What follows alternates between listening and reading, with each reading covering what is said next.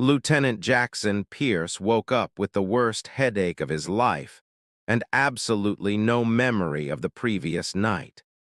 The dim lighting of an unfamiliar quarters made him squint as he tried to piece together what had happened.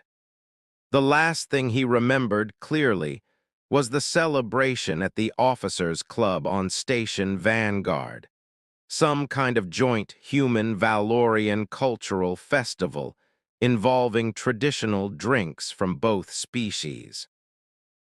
He remembered his wingmates challenging him to try Valorian star wine, remembered laughing with Commander Sarakai at something funny, remembered her violet eyes sparkling with amusement. And then nothing.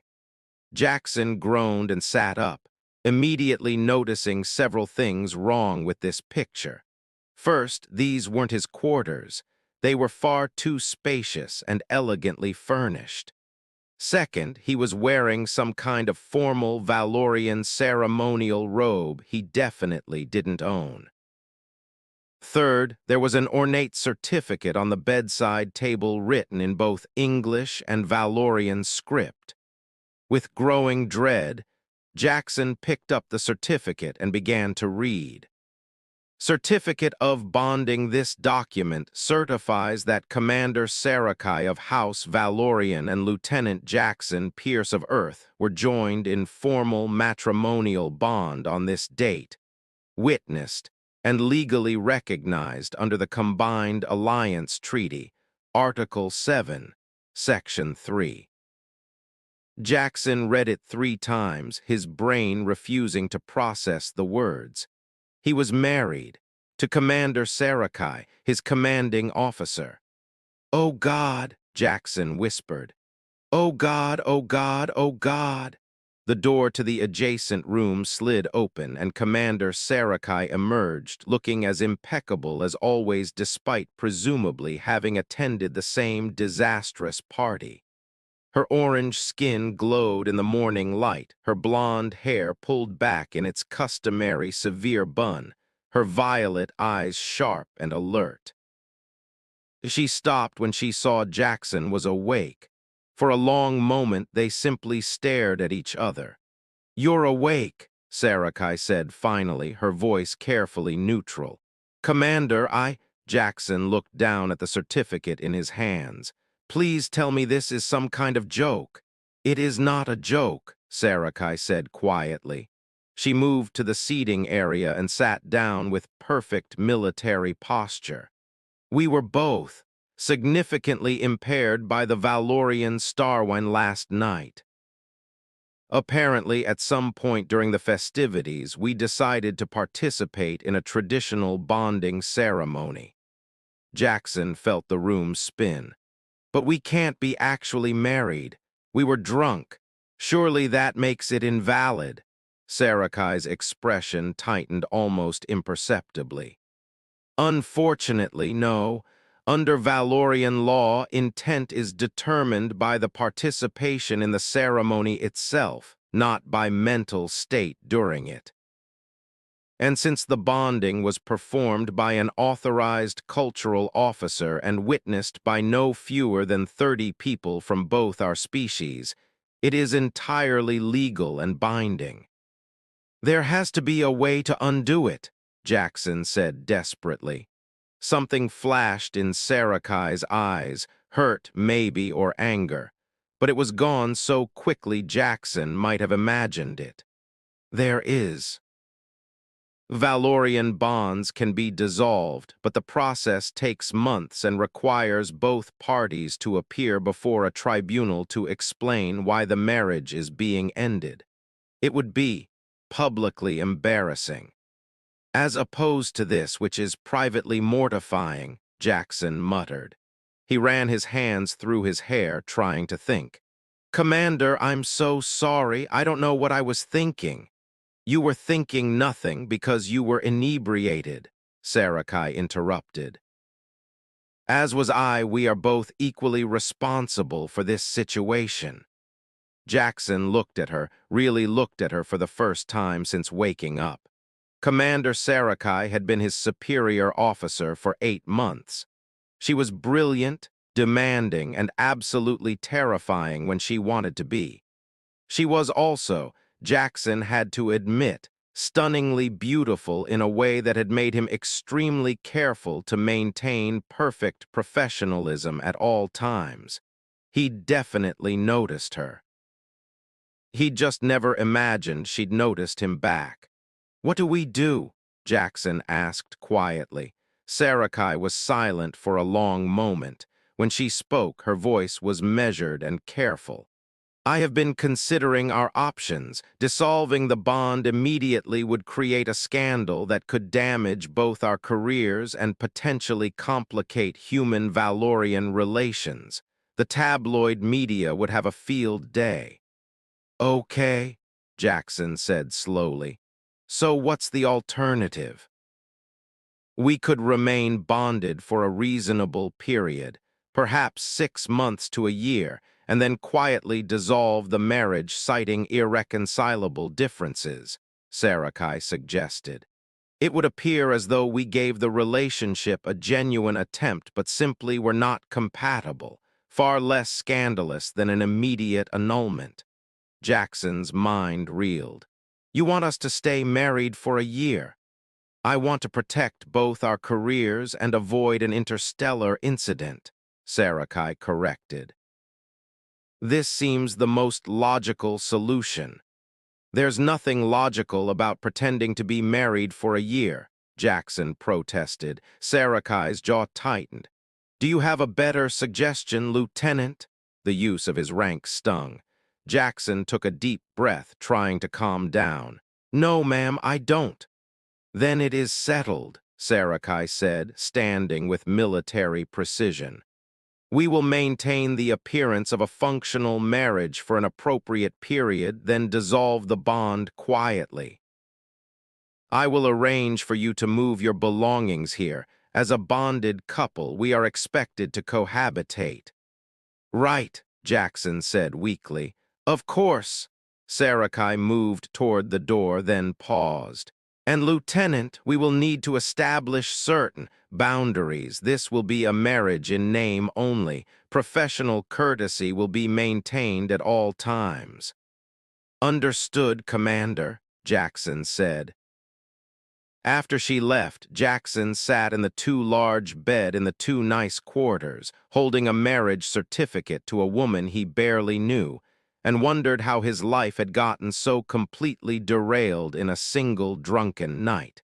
The next 2 weeks were supremely awkward.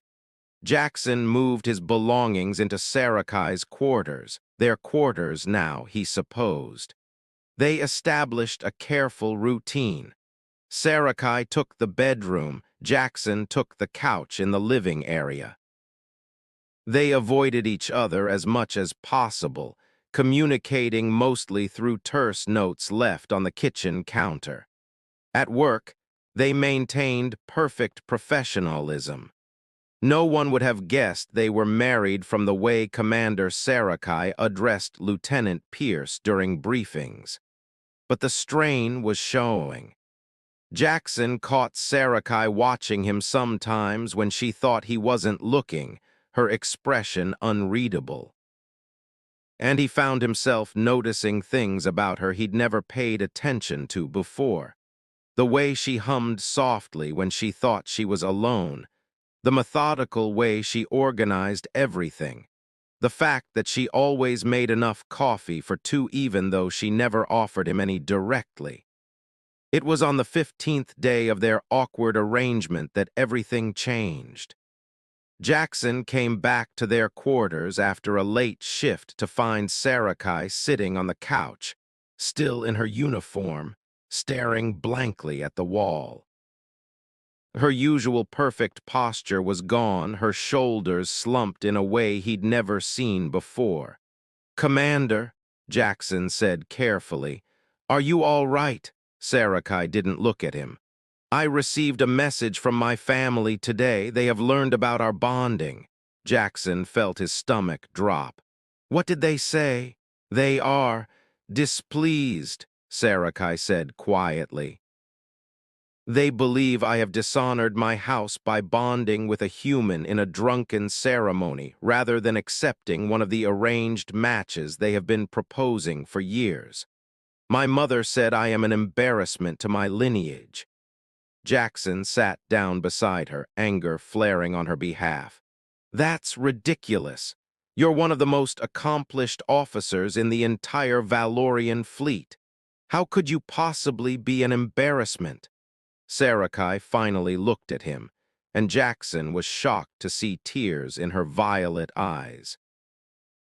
Because I chose poorly, because I allowed myself to become impaired and make a foolish decision, because I bonded with someone I barely know instead of someone strategically advantageous to my family's political position. We didn't exactly choose this, Jackson pointed out gently. Did we not? Sarakai asked, her voice breaking slightly. Jackson, I have been reviewing the security footage from that night. We were drunk, yes, but we were also happy, laughing together. Talking about how foolish it was that we could not pursue our attraction to each other because of military regulations. And then someone mentioned that Valorian bonding ceremonies supersede fraternization rules, and we decided to solve our problem. Jackson stared at her. Our attraction to each other? Sarakai looked away, a darker shade of orange coloring her cheeks. I should not have said that. Sira, Jackson said softly, using her first name for the first time since waking up married. Were you attracted to me before that night? It does not matter, Sarakai said stiffly. It matters to me, Jackson insisted. Please, I need to know. Sarakai was quiet for a long moment. When she spoke, her voice was barely above a whisper. Yes, from the first week you were assigned to my command. You were brilliant in the cockpit, kind to your fellow pilots, and you made me laugh during briefings with your terrible jokes. I found myself looking forward to seeing you every day. And I hated myself for it because you were my subordinate and I could never act on those feelings. Jackson felt his heart racing. I was attracted to you too. God, Sira, I spent 8 months trying not to think about how beautiful you are, how brilliant, how much I wanted to actually know you outside of the chain of command. Sarakai looked up at him, hope and fear warring in her expression. Then perhaps we did choose this in our own foolish, inebriated way. We chose the only path that would allow us to be together. Maybe, Jackson agreed. He reached out carefully and took her hand. Sira, I know this isn't how either of us would have planned it, but we are married now. Maybe instead of treating that like a problem to be managed, we could treat it like an opportunity. An opportunity for what? Sarakai asked. To actually get to know each other, Jackson said. To see if drunk us was onto something. To figure out if this marriage could be real instead of just a political convenience we're tolerating. Sarakai searched his face. You would want that after I have been so cold to you these past weeks, after I have treated our bonding like a burden. You've been protecting yourself, Jackson said gently. I understand that, but Sira, I don't want to spend the next year living with a stranger and then walking away. I want to give this a real chance. Sarakai's hand trembled in his. I am afraid, she admitted quietly. I am afraid of wanting this too much, of letting myself care for you and then having you realize you made a terrible mistake. Jackson moved closer, his other hand coming up to cup her face. I'm afraid too, but I think we owe it to ourselves to try, don't you? For a long moment, Sarakai simply looked at him. Then slowly she nodded. Yes, she whispered. I want to try. Jackson smiled and started to lean in for a kiss, but Sarakai suddenly pulled him closer with surprising strength, her violet eyes intense. Touch me, she said, her voice low and urgent. Now. Jackson froze. Sira, Please, she continued, her hands gripping his shoulders. I have been so careful, so controlled for so long. I have denied what I wanted because I thought I had to. But you are my husband, Jackson. We are bonded, and I am tired of pretending I do not want you. Jackson's breath caught. Are you sure? I have never been more sure of anything, Sarakai said. She pulled him even closer until their faces were inches apart. Touch me, kiss me, make this marriage real. Jackson closed the remaining distance and kissed her, and Sarakai responded with desperate intensity. Her arms wrapped around his neck, pulling him closer, and Jackson's hands tangled in her blonde hair, finally freeing it from its severe bun.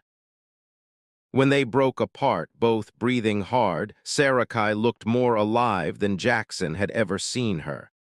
I have wanted to do that for 8 months, she admitted breathlessly. Same, Jackson said, grinning, though I imagined our first kiss would be under slightly less complicated circumstances. Sarakai laughed, a genuine, joyful sound that Jackson had never heard from her before. Nothing about us has ever been uncomplicated, Jackson Pierce. Why should our marriage be any different? Fair point, Jackson conceded. He pulled her close again, holding her against his chest. So, wife of mine, what do we do now? Sarakai looked up at him, her violet eyes warm. Now we stop pretending this is temporary. We start actually building a marriage, and we prove to everyone, including ourselves, that sometimes the best decisions are the ones we make when we are too drunk to overthink them. Jackson laughed and kissed her again. I can work with that. As they held each other on the couch in quarters that finally felt like home, Jackson reflected that maybe becoming accidentally married to his commanding officer wasn't the disaster he'd thought. Maybe it was the best mistake he'd ever made.